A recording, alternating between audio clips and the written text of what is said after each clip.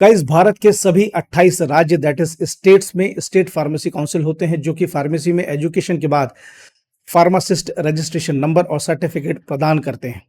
इस registration number को पाने के लिए एप्लीकेशन के बाद लगभग 30 दिनों का वक्त लगता है, लेकिन करेंटली इससे कहीं ज़्यादा विलंब डिले होने लग रहा है, जिसकी वजह से एप्लीकेंट्स को कई तरह की परेशानियों का सामना करना पड़ता है। तो क्या है इसके पीछे के कारण और क्या है सॉल्यूशन, जानेंगे इस एक्सप्लोरेटरी वीडियो में। If possible please do watch till the end. सबसे पहला पॉइंट कि अगर आप मेडिकल में business that is medical shop या इत्यादि कुछ ओपन नहीं करना चाहते, तो फिर आखिर फार्मासिस्ट रजिस्ट्रेशन की क्या अनिवार्यता है। ऐसा मैं ये क्वेश्चन इसलिए आपके सामने रख रहा हूं क्योंकि बहुत सारे कैंडिडेट्स को लगता है कि अगर हम मेडिकल शॉप या बिजनेस नहीं कर रहे हैं तो फिर हम पंजीकृत फार्मासिस्ट यानी फार्मासिस्ट रजिस्ट्रेशन क्यों करवाएं।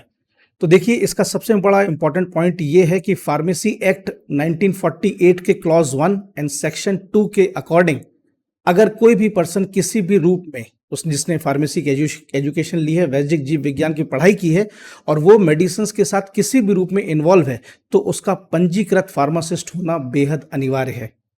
इसको आप सिंपल वे में समझिए कि जैसे सपोज अगर आप मेडिकल शॉप नहीं खोलते, आप किसी दूसरे सेक्टर में, फॉर एग्जांपल आप टीचिंग में, फार्मेसी की टीचिंग में, एकेडमिक्स में, तो भी फार्मेसी की मान्यता देने वाली statutory body that is pharmacy council of India बतौर टीचर आपका फार्मासिस्ट रजिस्ट्रेशन नंबर मांगती है, जिसके बिना आप एक रेगुलर फैकल्टी के रूप में काम नहीं कर सकते। आप किसी इंडस्ट्री में हैं, आप किसी ऑर्गेनाइजेशन में हैं, हर जगह डॉक्यूमेंटेशन के साथ साथ आपका फार्मासिस्ट रजिस्ट्रेशन सर्टिफिकेट मांगा जाता है। और सिंपल वे में अगर समझना चाहें तो जैसे आपकी 10th एंड 12th की मार्कशीट की क्रेडिबिलिटी बोर्ड से होती है, दैट इज सीबीएसई या फिर स्टेट बोर्ड, ठीक उसी तरह से आपकी जो डिग्री है, जो भी आपकी एजुकेशन है, उसकी क्रेडिबिलिटी फार्मासिस्ट रजिस्ट्रेशन के साथ ही होती है। नंबर 2, आखिर इस फार्मासिस्ट रजिस्ट्रेशन को सर्टिफिकेट को पाने के लिए क्या प्रक्रिया है। हालांकि अपने चैनल में इसके ऊपर मैं काफी वीडियो में बता चुका हूं, लेकिन अभी फिर से आपकी डिटेल के लिए संक्षिप्त में बता देता हूं।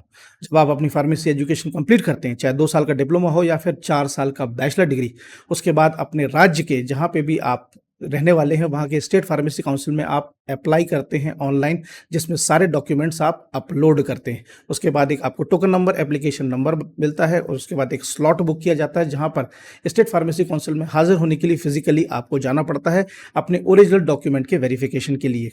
इसकी प्रोसेस कंप्लीट होने के बाद स्टेट फार्मेसी काउंसिल आपके इंस्टीट्यूट को एक नोटिफिकेशन भेजता है ये कंफर्मेशन के लिए कि आप वहाँ के रेगुलर और वैलिड छात्र थे या नहीं। इसके बाद फिर इंस्टीट्यूट उसके बाद रिवर्ट करता है इस कंफर्मेशन के लिए कि यस, आप एक रेगुलर स्टूडेंट थे।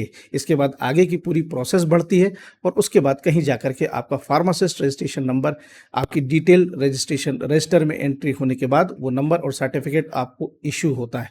इस पूरी प्रोसेस में लगभग 30 दिनों का वक्त लगता है। अब आते हैं वीडियो के मेन भाग पर कि आखिर ये फार्मासिस्ट रजिस्ट्रेशन नंबर और सर्टिफिकेट इश्यू होने में इतना डिले और विलंब क्यों होता है। एक्चुअल में इसके पीछे कुछ प्रोसीजरल कारण है गाइस, जिसमें सबसे पहला है इंस्टीट्यूट की तरफ से डिले हो जाना। जैसे कि पॉइंट नंबर 2 में मैंने बताया कि काउंसिल आपके डॉक्यूमेंट्स को क्रॉस वेरीफाई करने के लिए इंस्टीट्यूट के पास भेजता है कंफर्मेशन के लिए कि आप रेगुलर वैलिड स्टूडेंट थे या नहीं।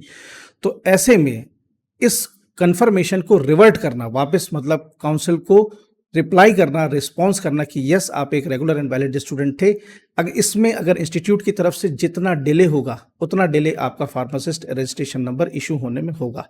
ऐसा मैं इसलिए बोल रहा हूँ क्योंकि जनरली इंस्टीट्यूट्स अपनी एकेडमिक एंड एडमिनिस्ट्रेटिव गतिविधियों में इन्वॉल्व होने की वजह से ये थोड़ा सा डिले कर देते हैं, जिसकी वजह से इस पूरी प्रोसीजर में डिले हो जाता है। तो इसीलिए सबसे पहला ये ज़रूर आप ध्यान रखें, right from the after the day of application 20 से 25 दिनों के बाद आप इंस्टीट्यूट में ज़रूर एक बार फॉलोअप ले लें कि काउंसिल की तरफ से आपके डॉक्यूमेंट को क्रॉस वेरिफिकेशन के लिए डिटेल्स आ गई हैं या नहीं, और आ गई हैं तो क्या इंस्टीट्यूट ने उसे रिस्पॉन्स जो है रिवर्ट कर दिया है या नहीं। दूसरा कारण है गाइस, स्टेट फार्मेसी काउंसिल की तरफ से ही डिले हो जाना। अब इसकी कार्य प्रणाली को आप ऐसे समझिए कि सपोज किसी स्टेट राज्य में 100 फार्मेसी कॉलेजेस हैं और सभी में स्टैंडर्ड इनटेक, मतलब डिप्लोमा में 60 सीट और बैचलर में 60 सीट के साथ साथ दोनों कोर्सेज हर कॉलेज में रन हो रहे हैं।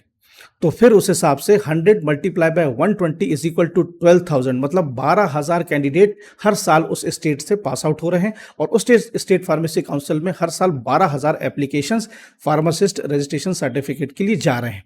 अब सपोज उस काउंसिल में 100 का स्टाफ है, जो कि एक इम्पॉसिबल फिगर है, फिर भी हम लेकर के चलते हैं कि अगर 100 का स्टाफ है उन एप्लीकेशन को प्रोसेस करने के लिए, तो हर एक व्यक्ति को पर डे कम से कम 12 एप्लीकेशंस को प्रोसेस करने के लिए कम से कम 10 दिनों का वक्त चाहिए। तो अभी जो मैंने ये फैक्ट मतलब जो फिगर्स बताए, ये तो एक बहुत स्टैंडर्डाइज्ड फिगर्स हैं, बट ये एक्चुअल में ऐसा नहीं है। और इन आंकड़ों को अगर हम चेंज कर दें जो कि एक्चुअल में है, तो वो ये कि जैसे मैंने एग्जांपल दिया कि हर स्टेट में लगभग 100 फार्मेसी कॉलेजेस, तो ऐसा है नहीं।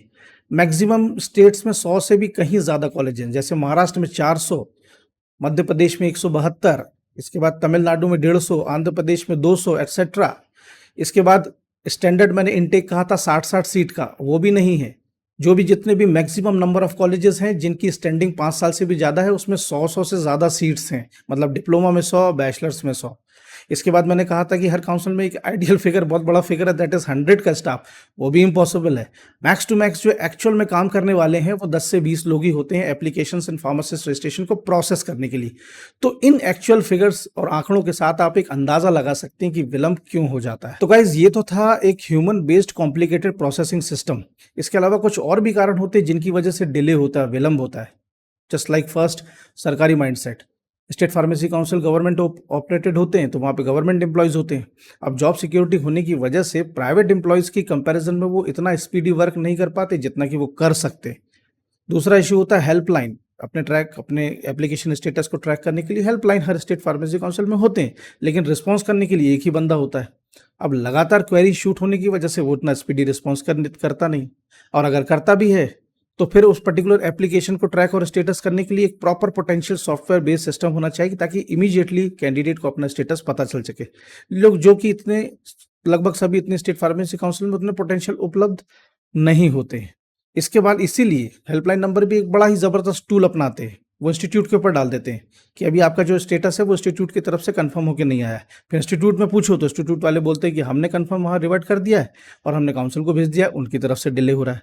बंदा टेनिस बॉल बन जाता है। तो गाइस, अपने फार्मासिस्ट रजिस्ट्रेशन के लिए जो भी आपने एप्लीकेशन की है, एप्लीकेशन के बाद टाइमली इंस्टीट्यूट एंड काउंसिल में प्रॉपर टाइमली फॉलो अप लेते रहें। और बाकी ये सारा कुछ system properly software based management system के साथ अच्छी तरह से स्पीडी हो सके, ताकि ये जो प्रोसेस है उसमें विलंब ना हो। इसके लिए हैशटैग स्पीड फार्मासिस्ट रजिस्ट्रेशन का टैग का इस्तेमाल करके इस वीडियो को आप ज़्यादा से ज़्यादा लोगों तक शेयर करें। तो आशा करता हूँ गाइस ये ब्रीफ वीडियो आपको फ्रूटफुल लगा होगा। अगर लगा हो तो प्लीज़ लाइक एंड शेयर ज़रूर कीजिएगा। चैनल पर नए हैं तो सब्सक्राइब प्लीज़ ज़रूर कर लीजिएगा। इंस्टाग्राम पे भी फॉलो कर लीजिएगा। चलता हूँ, जल्दी मिलूंगा अगले वीडियो में। Till then stay motivated, work smarter, good luck.